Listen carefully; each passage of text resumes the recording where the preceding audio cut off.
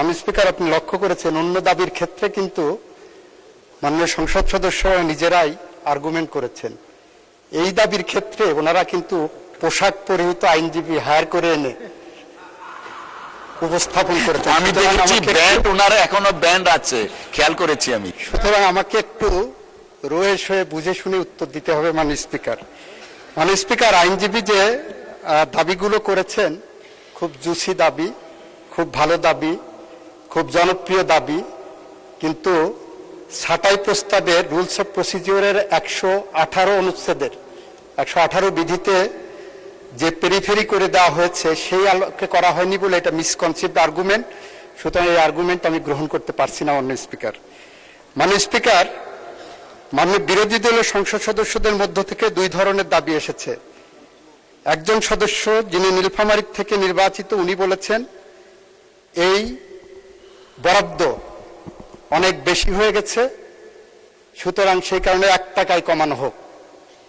আর একজন সদস্য মিস্টার নজিবুর রহমান বলেছেন এই দাবি অনেক কম হয়ে গেছে, সুতরাং 1 টাকায় কমানো হোক।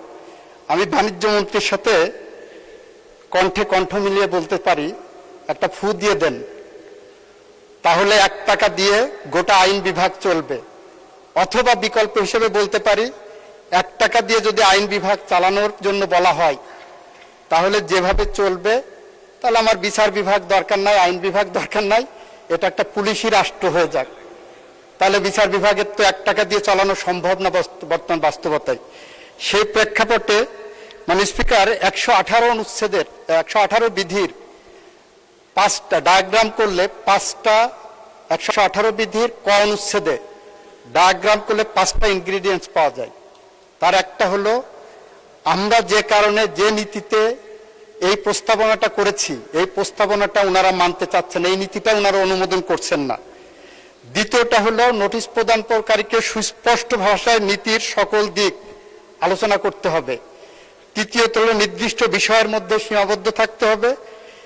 চতুর্থত, পঞ্চমত হলো বিকল্প নীতি অনুসরণের পরামর্শ দিতে পারেন ওনারা, কিন্তু ওনারা 1 টাকায় কমিয়ে 1 টাকা দিয়ে গোটা আইন বিচার বিভাগ কিভাবে চালানো সম্ভব সে ধরনের বিকল্প নীতি আমাদের সামনে উপস্থাপন করেননি মাননীয় স্পিকার।